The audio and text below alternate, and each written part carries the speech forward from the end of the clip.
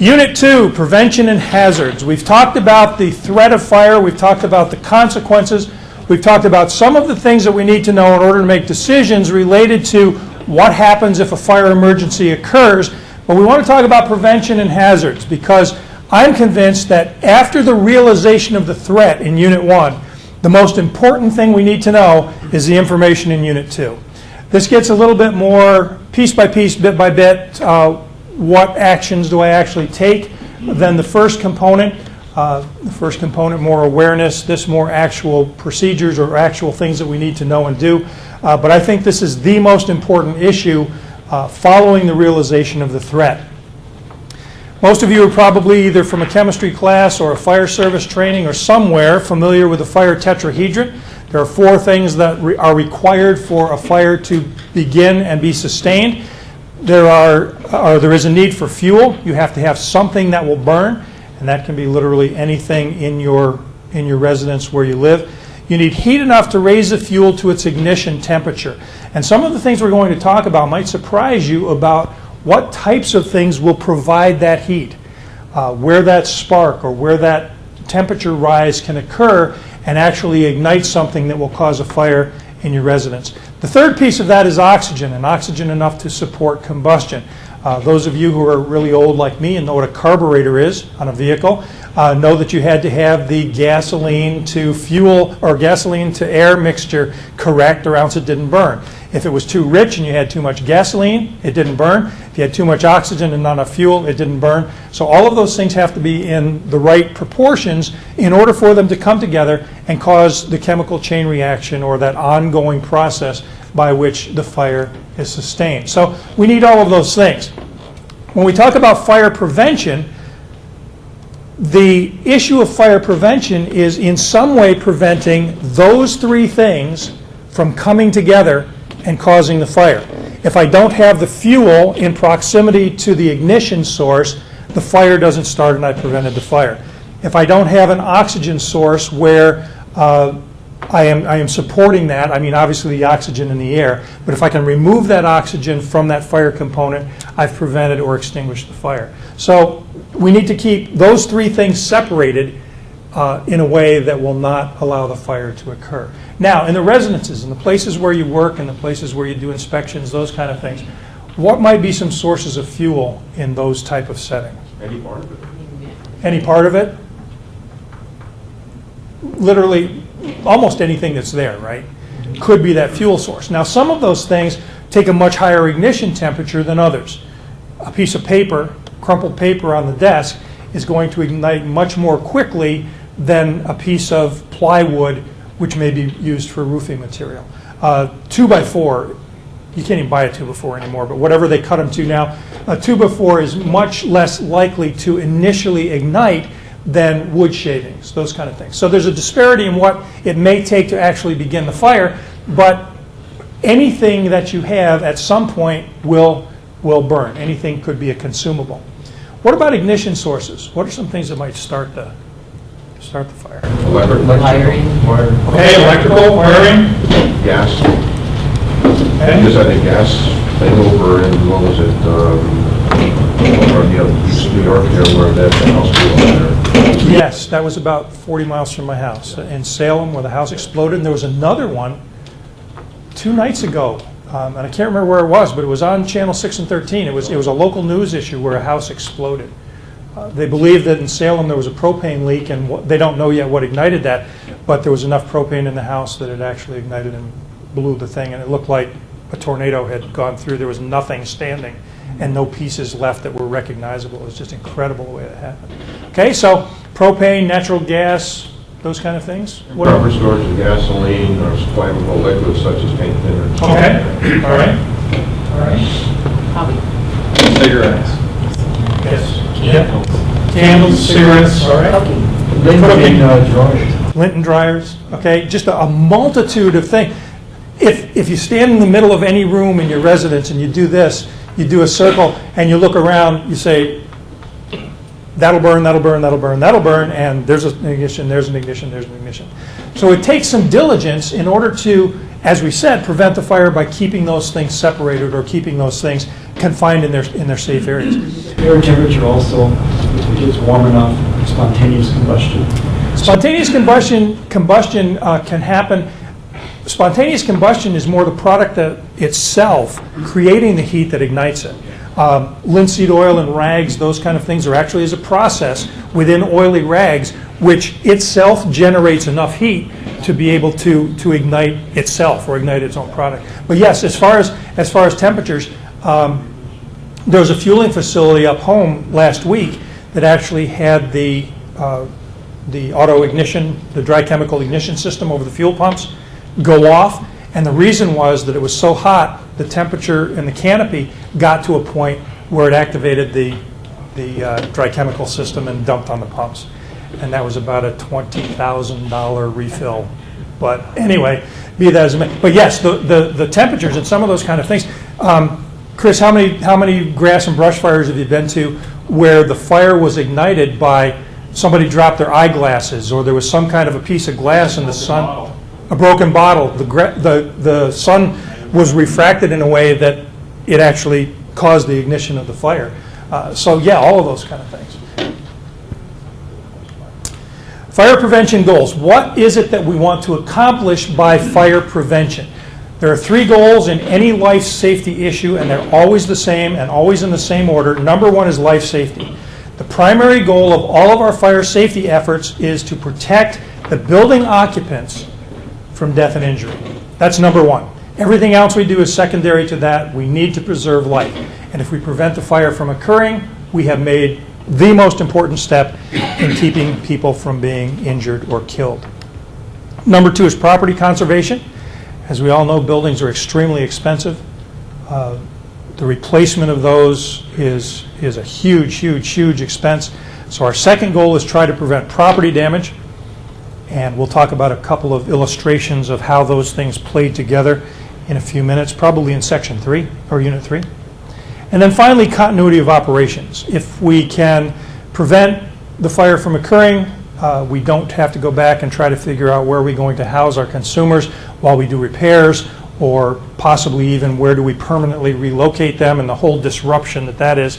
I mean, even for a family in the general population, for them to lose a home and have to relocate and start over in a new location and those kind of things is problematic, and an emotional trauma that becomes even greater in the world in which you work. So life safety, property conservation, and continuity of operations.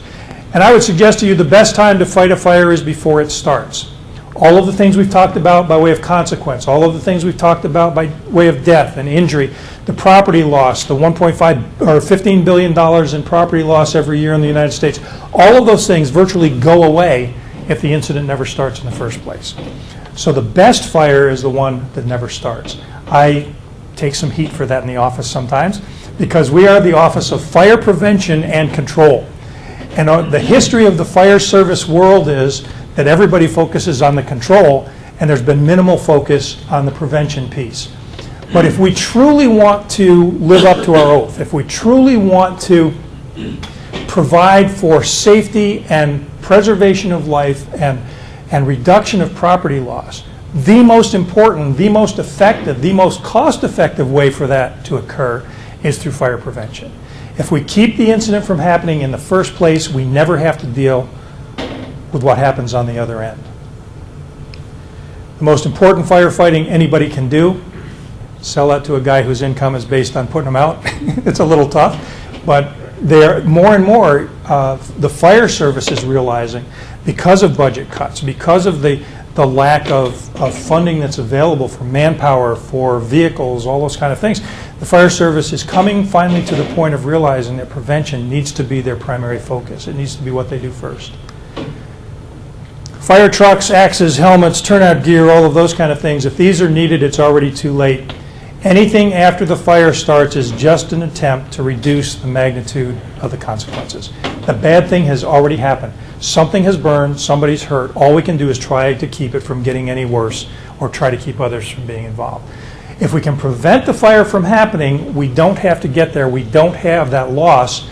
We've prevented all of that if we take the prevention track. Fire is understandable. We know, we already talked about fire development. We already talked about the fire tetrahedron. Fire is understandable. We know what causes fire. We know how it progresses and how it develops. It's predictable. We know that if certain things happen, there will be a fire. We know that if certain things happen, the fire will extend, that there will be expansion of it. We know what the consequences of fire will be if it occurs. It's understandable. We know exactly what it is and how it works. It's predictable. We know where it's going and what the consequences are. And because of that, it's preventable. As I said before, 90%, I believe 90% of all of the fire deaths in the United States did not have to happen because we understand fire, it's predictable, and we could have done something to keep those deaths from occurring. What are some potential hazards? We've already talked about some of those when we talked about ignition sources, things that may ignite a fire in your residence or things that may contribute to the spread of the fire in your residence. Cooking, everybody does that in almost every one of your facilities.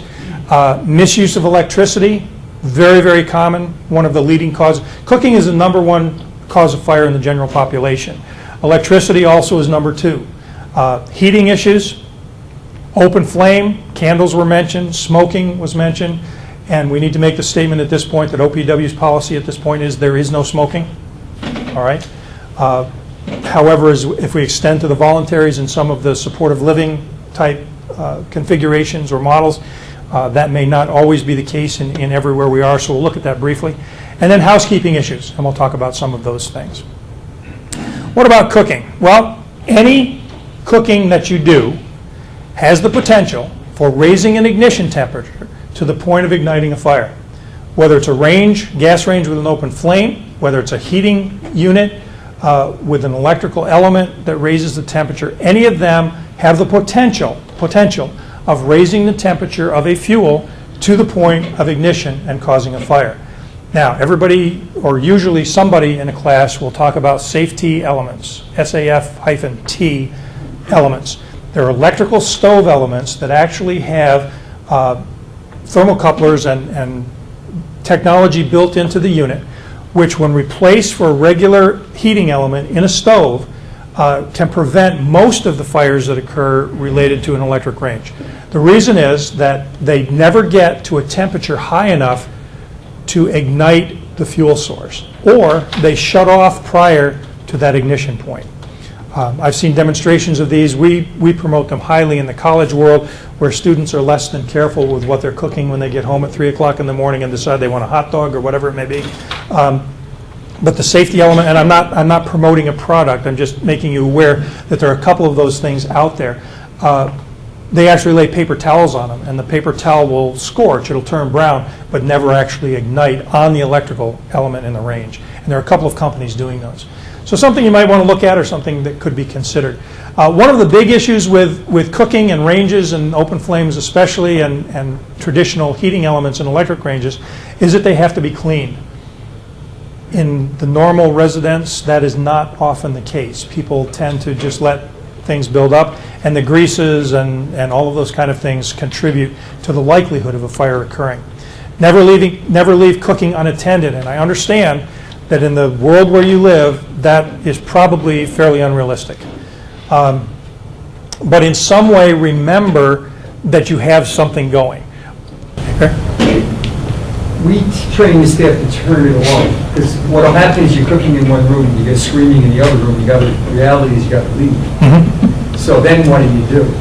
Because the problem is they often leave the flames on, they leave the stove on, that's the mistake. Mm-hmm. Yes. So they can't always watch it, can't watch it turn it off. Right. Good point. Good solution to that, because the reality is that you will be called away. Turn it off, keep track of that, but never leave the flame unattended. And keep combustible materials away. Also a frequent problem, paper towel rolls, whatever, dishcloths, those kind of things that get laid close to whatever, a bottle of cooking oil, yeah, whatever that combustible may be close to the heat source. Never wear loose-fitting clothing, and I'm sure some of you actually have consumers that are involved in the cooking process, or that you help with that. This is important for them. A lot of time, house coat, bathrobe kind of things, or or loose-fitting long-sleeve clothing where it touches the flame or gets involved with the heating piece, and the clothing will actually ignite, common source of injury for burn victims. And unplug appliances when not in use. Probably not something we routinely think of, but toaster ovens, those type of hot plates, George Foreman grills, whatever they may be, if we unplug them, we don't have the potential for that heat source becoming the ignition source for a fire. Make sure appliances are cool before storing or covering. We had a fire just recently up home where somebody decided that they were going to take their Foreman grill and immediately before they went outside to the picnic table to eat the burgers, put it in the cupboard. And it was still hot. It was hot enough that it ignited the product next to it, ignited the cupboard, which went into the wall, and they lost the kitchen. Good stop. Room and contents, right? But crock pots can be... They're designed for that. If they're working properly, that works. But again, you don't want to put them away in a cupboard where there's something combustible where you might be putting that heat source. Check the oven before turning it on and don't use it for storage. Again, great Tupperware cabinet, right? Things get put in ovens a lot of times and people forget they're there. They turn the oven on and whatever that material that's been stored in there becomes the fuel for the fire.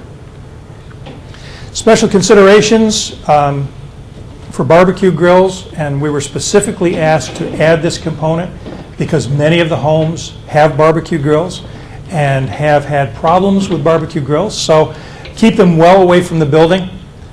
If it's raining, under the awning is not a good place for the barbecue grill in spite of the fact that it's wet. Maintain a combustible-free space around the grill, and the standard number for that is at least 36 inches in all directions. More than that is better, but at least 36 is the recommended distance. Never use under a building overhang or covering, in a garage, in a shed, and the carbon monoxide is an issue with that as well as the possible ignition source, and again, never leave them unattended. It's easy for someone to step in and not know that it's burning or other components of that which allow for accidental ignition of some fuel source. What about electricity? We want to make sure that we don't overload receptacles and the electrical supply. How do we know if something is overloading the electrical supply or an outlet? What are some indicators? Okay, break a circuit breaker. And what's the normal thing? If a circuit breaker trips, what do we normally do? Reset it. And an hour later, when it trips again, what do we do? Reset it. If the circuit breaker is tripping, there's a reason why it's tripping. Potentially, it's an overload or some kind of problem in the circuit. And to fix this nothing, put a bigger breaker on it. Correct. That's right. That's right. Going back to being really old again, I grew up in the days of fuses. And if you had a cartridge fuse, you put a penny in it, and copper's a conductor, and you just bypassed a fuse completely. Not a good answer. Yeah, good point. It's not just a bigger breaker. What are some other indicators that the circuit may be overloaded or we need to do something different with the electricity? The wires are warm. The wires are warm, exactly right. If I plug in an appliance and the wire is warm to the touch, it's too much. There's a problem with the electrical system. The resistance in that wire has been affected. And that becomes a heat source. That wire can raise to a temperature where it will ignite carpeting or furniture or whatever else may be in the area of that wire. What else might be an indicator? You turn TV on, the lights go off. That's a little dramatic, but yes, exactly right. If every time the air conditioner starts, the house lights dim and come back because there's a surge of electricity required to initially start that appliance or apparatus. If it dims the lights, or if there's a drop in amperage across the entirety of the house, or the lights dim, those kind of things, that's an indication that you have too much on that circuit. Exactly right. One plug per receptacle is the rule. Triple taps, not a good idea. Say that again? Triple taps. We can make one outlet 3.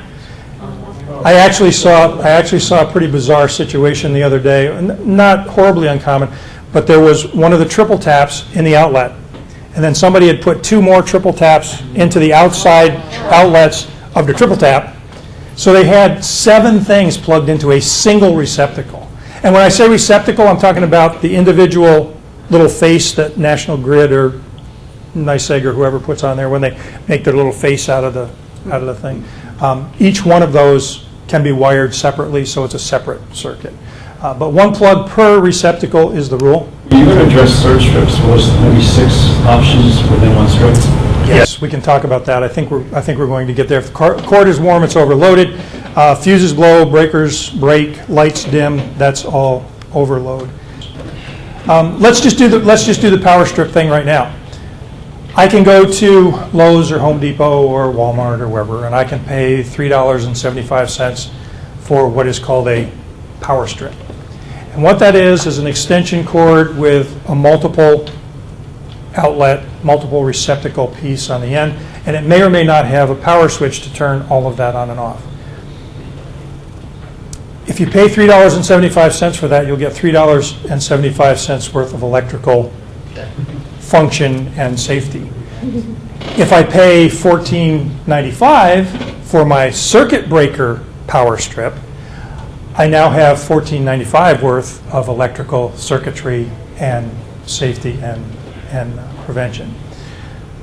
Power strips are an interesting unit. What the code says is that they need to be circuit breaker protected so that the strip itself has an overload break.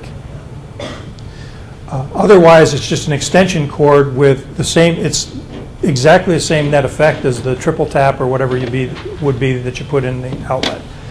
So what we do is in the world in which we live and the inspections we do, those types of things, they have to be circuit breaker protected. Even in that context, you still need to look at all of those other things. Are we dimming lights? Are we heating up cords? All of those kind of things still have to be analyzed or evaluated in the use of those strips. That circuit breaker is, his next question is that flip strip, that's just an on and off switch that's on. Yes, correct. Yes, yeah. This is nothing more than a lot more outlets on a single. So it has to be a reset on that? Yes. There has to be a breaker. It has to be in UL the strip. rated. Yes, and the UL rating is the issue. The $3.75 one that you buy is some offshore piece that may or may not. We've actually taken courses in recognizing UL counterfeits because there are a lot of things coming into country. That's a billions of dollar a year business bringing in offshore product with fake UL labels. So you need to be really careful of that. I don't often say this, but in this context, you really do kind of get what you pay for in the use of those. But yes, that's just an on-off switch on the one on the left. So as we look at our electrical, inspect and make sure that we don't use damaged wires. If there is something that is damaged, you think it's repairable, make sure that you get a qualified person to repair it. Duct tape is not an electrical protection. As good as it is for putting cars together or whatever you do with duct tape, it is not electrical tape. Make sure that you get somebody qualified to make those repairs and take anything out of service if there's any kind of damage. The one on the left-hand side, grounded plug. And what they have done is we don't have a 3-prong outlet where we want to plug this in. So we just break off that little round one, and then the 2 go in and it works fine. That grounding is there for a reason. Make sure that remains intact and is used. And if you don't have a grounded outlet, have an electrician put one of those in. This can be a big issue. Use only the recommended wattage bulb in the fixtures that you have. It's very, very, very common to go to the closet to get a replacement bulb and not have a 40 watt, so I throw a 75 or 100 in.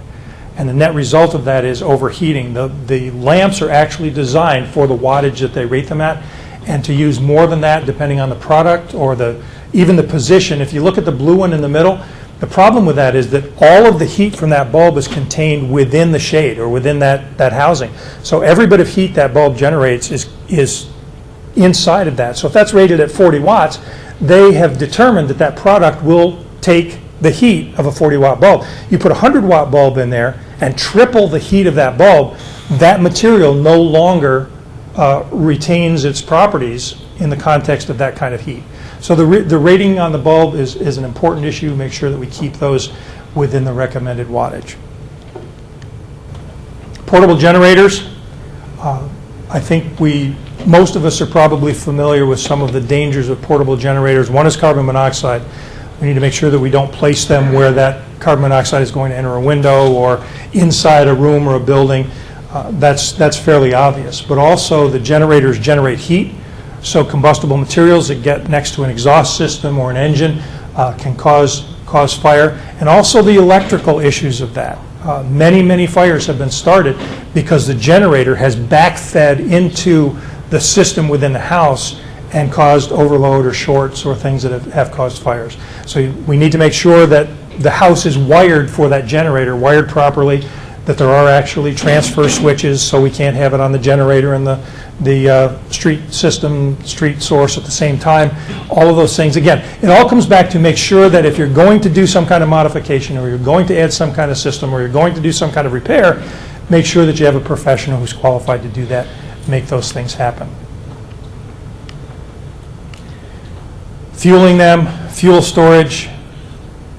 We have a college up north which is specifically related to education in the area of forestry.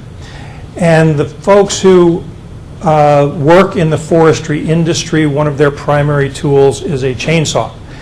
And in a college dormitory with 75 people living in the college dormitory, and it's a wood frame structure, my chainsaw is extremely important to me. So I store my chainsaw in my room, and I store the gasoline for my chainsaw in the quarter. Not a good idea. So where we fuel them, where we put the fuel, and those kind of things all becomes very important. If we're working with generators, we need to make sure we have a location apart from the residence where the storage takes place, where fueling takes place, where the generator runs, those types of things. Yes, ma'am. Distance to keep the fuel away from the residence? Is there a distance? Not really. It's more the containment than it is a distance per se. Certified container, make sure that it's a registered, again, going back to UL, make sure it's a tested registered container. And then just away from, so it's not inside the building. Or if it's in a storage facility, if it's a concrete shed or something, or whatever you can do to protect the building from that. But it's not so much a distance as it is the containment. Heating, related to furnaces, make sure that the scheduled cleaning and maintenance take place. Many heating fires are related to failure to take care of cleaning and those kind of things. We come back to that 36-inch rule. The standard is 36 inches away from the combustibles. We need to make sure that the heat source is kept from things that will burn. And then remember that heating furnaces are a carbon monoxide source. Very often we don't think of the fact that a water heater is also a source of ignition. We need to make sure that they are well maintained. We need to make sure that the electrical supply to them and the electricity and the wiring within them is maintained and the integrity of that is kept in place. If it's a gas or oil-fired water heater, carbon monoxide is again an issue. So we need to make sure that we keep them maintaining. Maintenance is one of the biggest issues. What happens is if the sediment starts to build up in the bottom of the heater, the lower element isn't heating water anymore. The heat is being contained by that product that has been deposited in the bottom of the water heater. The temperatures change, the materials around the heating elements change, and all of those things can contribute to an ignition source. Space heaters, major fire problem in many types of private residences. Space heaters placed too close to combustible materials. People don't follow the instructions for how they're supposed to be used. They leave them on for hours or days at a time. They contain them in something that keeps the heat close. There's not airspace enough for the heat to dissipate. All of those things can contribute to ignition of a fire. The best thing to do is follow the manufacturer's instructions and make sure that the space heater you're using has a no tip, or if it does tip over, there's an automatic shut-off that prevents that from igniting the materials around it. Candles, not allowed unless the wick is removed. It's the only way you can assure that the open flame of the candle is not being used. What's really cool nowadays, there are several companies that are doing flameless candles, and some of them look really real. In fact, if you're doing the candle burning for the sake of the scent, some of them smell very much like the flame candles. So there are some alternatives out there, much, much safer. It's a light bulb that looks like a flame, and some of those things work really well.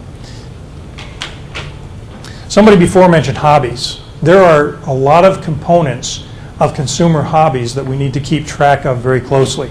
The tools that we use, hot glue guns, wood-burning tools, those type of things. And then the products that we use them with.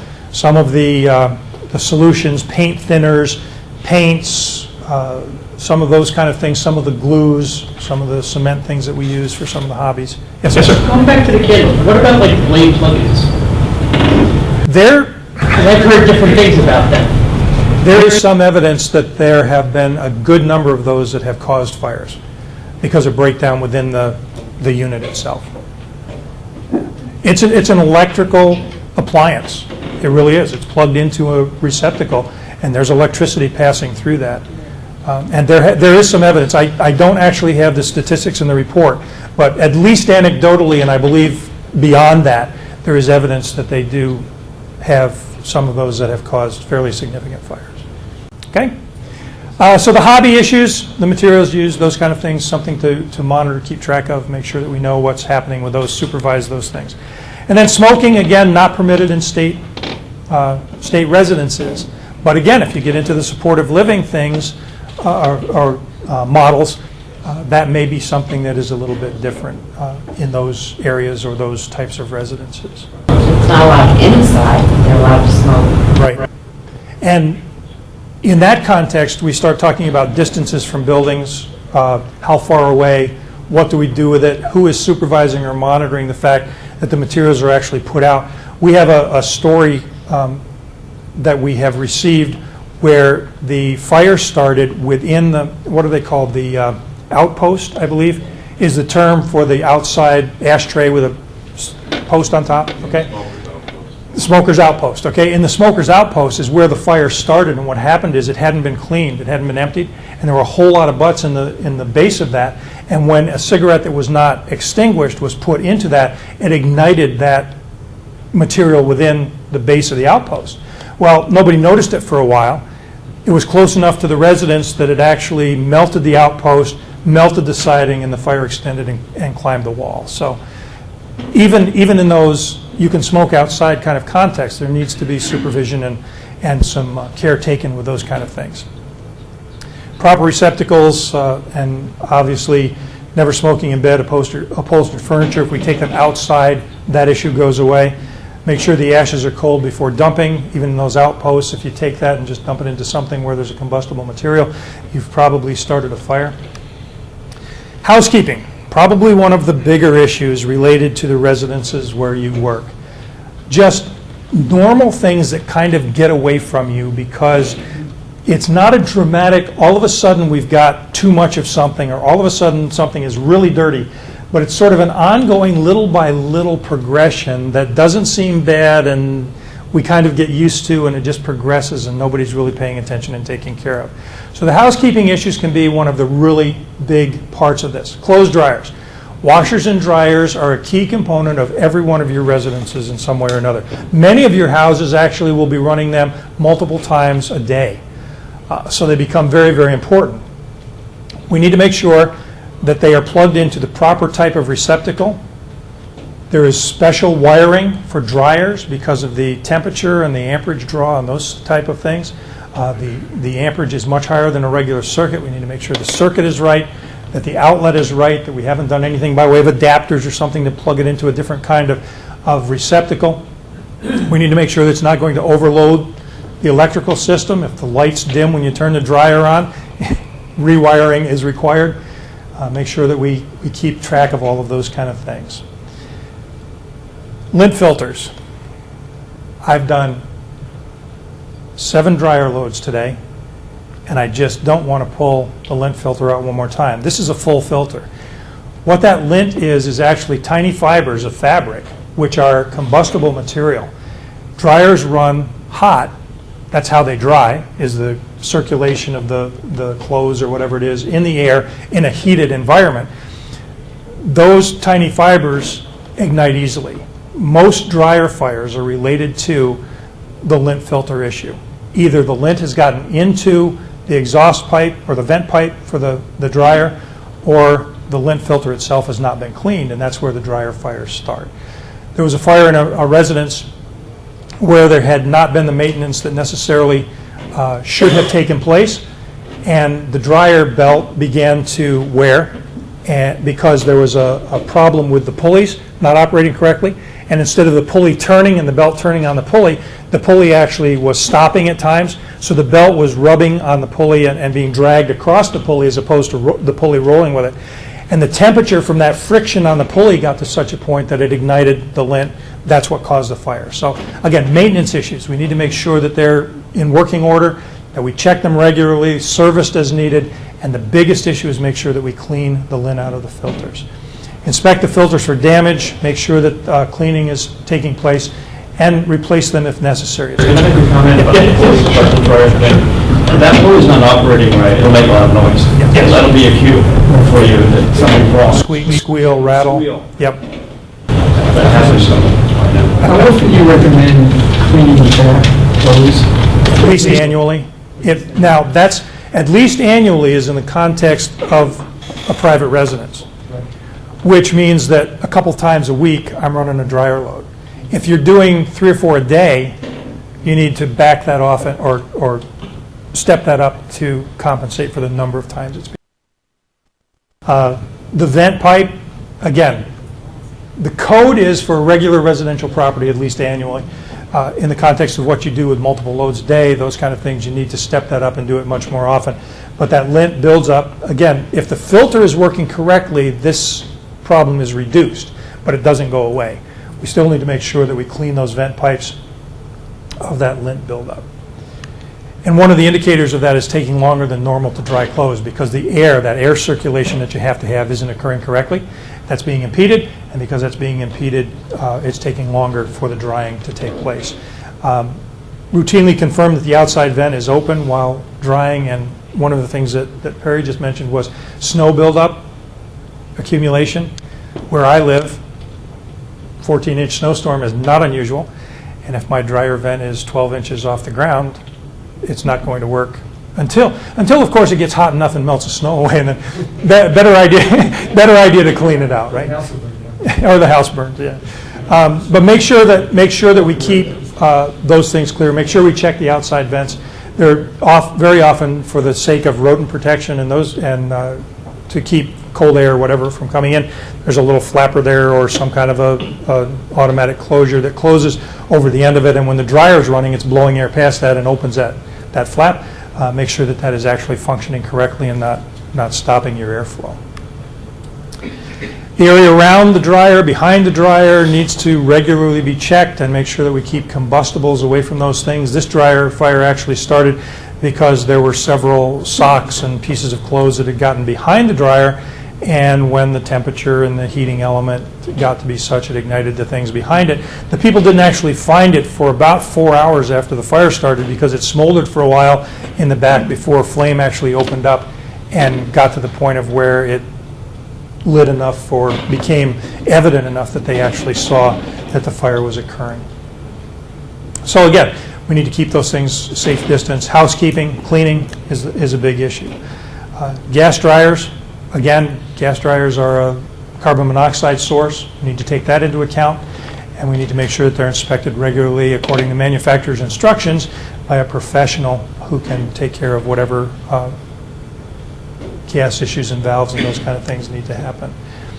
Synthetic materials like plastic, rubber, foam in dryers, that can be an issue with bed pads, those types of things that we want to dry. We need to be extremely careful, make sure that they are rated in a way that they will be able to be done in this fashion. Never dry items that have come in contact with flammables like cooking oil, gasoline, paint thinner, and alcohol. Seems pretty obvious, but it's not obvious. Obvious isn't obvious. We need to mention those kind of things, and that's what happened here. This was a mechanic, and that is his garage. Personal mechanic. I mean, he was just working on his own car, but as he did that, he had some clothes that he had gotten gasoline on and tossed them in the dryer, and this is the result. Never leave the dryer running while away from the house or while sleeping. Again, needs to be monitored, needs to be controlled. Exhaust fans and hoods, if you have those in your residences related to cooking, need to be maintained. There is actually an inspection schedule related to commercial type hood systems that you may have in your residences. That's not the case for the private ones that you'd buy at a home supply store that you might put in over just a regular kitchen range, like a residential range, but those still need to be maintained. They still build up grease. They still have problems with the electrical lighting and the fans, the bushings in the fans, those kind of things, which can create problems and overheating within those hoods. So maybe even more so, the commercial ones are on a regularly scheduled progression of when that needs to happen, and they get tagged and everybody knows that we have to call the service. The ones that are not commercial rated and do not have that prescribed inspection and maintenance program, they might be all the more important to keep track of and routinely inspect and clean and take care of those kind of issues. Trash and refuse buildup, very easy to do, very common, especially in sort of out-of-the-way spaces. Anything we can do to reduce the combustible fire load, the materials that will burn in a fire incident, is to our advantage. Anything we can do to make those things disappear, anything we can do to keep clean open spaces makes the likelihood of the fire starting less and makes the likelihood of the fire spreading less as well. Decorations and vegetation. We've probably all seen the Christmas tree videos where the tree is ignited and in a matter of a minute it's just like this explosive flame, the natural vegetation kind of things. Decorations, Halloween, Christmas, all of those holidays. We like to do things to make it homey. We like to do things to allow our consumers to have a personal touch in all of this. We need to be careful what we use to make that happen, because all of those things are combustible, and many of them in the world of crepe papers and those type of things are highly combustible if they're not treated or rated. So we just need to make sure what those products are, how we use them, where we place them in relationship to possible ignition sources and those kind of things. This is huge. Exiting must be kept clear. Unobstructed path of travel is how the code defines it. It's very easy to put something in a corridor. It's very easy to put something next to a door which actually moves into the space designed for exiting. We need to make sure that we keep egress paths clear. In a fire emergency, we already talked about it being hot, dark, smoke and gases, all of those things that are going on in the fire. Our ability to get out being exaggerated or being impeded by those kind of things, or our mental state being conflicted, or our mental state being compromised because of those kind of things going on around us, having something in the way of that exit path, or having something that we might trip over, or having something that makes the door just a little bit narrower, all of those things make it less likely that we're going to survive in a fire emergency. And sadly, you cannot ignore deliberately set fires. There are reports across all of NFPA and across all of the USFA about fires in residential board and care facilities where a disgruntled staff member, a family member that didn't think they were getting what they were supposed to from the program, individual residents or intruders, people breaking into the property, have set the fire. So we need to be careful that we're watchful for those kind of things. If something looks strange, or if something looks like, okay, there's a burn spot over here, we don't know where that came from, monitor those things, watch for progression, make sure that you keep track of the potential for a deliberately set fire. I'm a fire guy. I like trucks, I like hoses, I like turnout gear, I like the heat and the excitement and all of that kind of stuff. But there's no glory in fighting a fire that could have been prevented. If we could have kept it from happening in the first place, there's no glory of saving 4 rooms and burning up 1 when we could have saved it all. So we need to make prevention our priority, because 1 death is too many if it could have been prevented. Questions? Comments? Yes. Isn't there specifics in the types of hoses that should be on dryers? Yes. There are. In fact, in commercial settings, or commercial settings, residential settings in R2 or occupancies, which would be dormitory or housing type facilities, you actually can't use the flexible hose anymore, because each one of those ripples, if you will, within the hose is a place where lint can collect and get trapped in that hose. So yes, there are straight pipe metal requirements within commercial and multiple residential occupancies. Used the line before with the surge protectors, you get what you pay for. You kind of see that with appliances as well, dryers and things. The lower quality appliances will be subject to failure and more of a hazard than the higher quality. So, I think so. It's related to every component of that. The likelihood of the bushings and bearings going bad and causing that friction with the pulleys, what kind of wiring, what gauge wiring they use within it. Again, a big issue that we're coming into a lot in fire investigations is the counterfeit UL or counterfeit testing labs. There's a lot of offshore stuff, and like I said, it's billions and billions of dollars that come in. If you buy just a regular 14-gauge extension cord at the local store, it is likely not truly a UL listed product at this point in time. But there's a lot of that stuff coming in. I just want to mention also on exiting, furniture placement is a big issue because I went into several homes and with a little adjustment, the furniture would really have been out of the path just by just thinking that through as compared to pushing things around the room to making them so expanded that they're real blocking exits to front doors and stuff. So it's just a consideration that when you're looking at even furniture placement, it can have an impact on blocking an exit. Good point. Good point. Go around your home, just take a look and say, if I had to leave from here, wherever you happen to be standing, if I had to leave from here, how clear is my path to whatever exits I need to get to? Good point. Yep. Yes. We had an interesting experience last night with the fire department. They came in and did a visit. They observed one of our evacuations, and then 10 of them came into the kitchen and sat down, and we went over the entire residence, where the exits are, where the bedrooms are, where do we store our chemicals, and, it was a nice conversation. And then they're going to be back next month, and they're not going to do an evacuation, but what they're going to do is the full deployment of all their equipment. They're going to pull in all the trucks, they're going to roll out all the hoses, they're going to hook up to the hydrants, and, they've asked us to, take a look at that just so that we've got an idea of what it's going to look like if we were having it. And it's just one of those elements that you just don't, this is our safe area. You might not be able to get into your safe area in the fire. Huge. And we'll talk about that in the next unit. That fire department interaction is a huge, huge piece.